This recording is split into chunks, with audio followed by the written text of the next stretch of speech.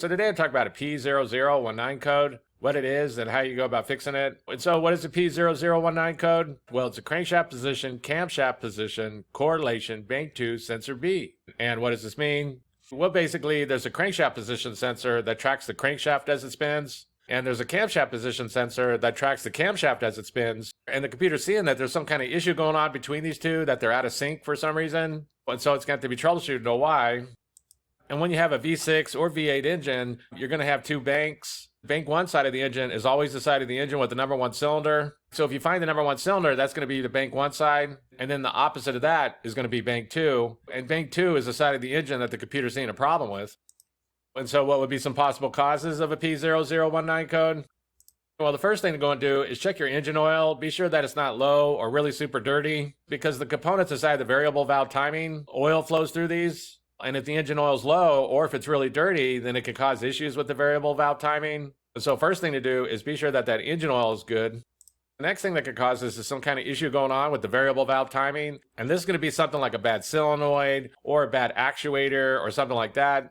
All these variable valve timing components, they have engine oil flowing through them. So this is the reason why low engine oil or dirty engine oil can throw these off. But they can also fail and cause issues. And this includes the solenoids and the actuator that's up on top of the engine. This is where at the top of the engine that the timing chain or the timing belt is riding on is what's called an actuator. And this is part of the variable valve timing. It can adjust the timing a little bit depending on what's going on with the engine. And so if there's some kind of issue going on with the variable valve timing components, then that could cause a P0019 code. The next thing that could cause this is a bad timing chain or timing belt. So the timing belts and the timing chains, they're all going to have these marks on them down on the crank and up at the camshafts. And all these marks need to line up, or else it's going to cause issues. It's going to throw the timing off. If a timing belt or timing chain was to slip, and this notch was a little bit before or a little bit after this timing mark, then that's going to cause issues. It's going to throw off that side of the engine.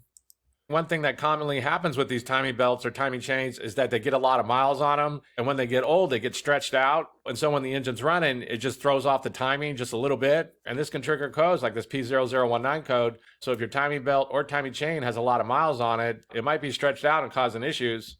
Another thing that could cause the same problem is that if the tensioner that holds the timing chain or timing belt tight, if that is having some kind of issue and it's not holding everything tight, then it could cause everything to be loose, and that can throw off the timing, and that's going to cause issues. But the next thing on the list is a bad timing chain, timing belt, or the tensioner that holds them tight.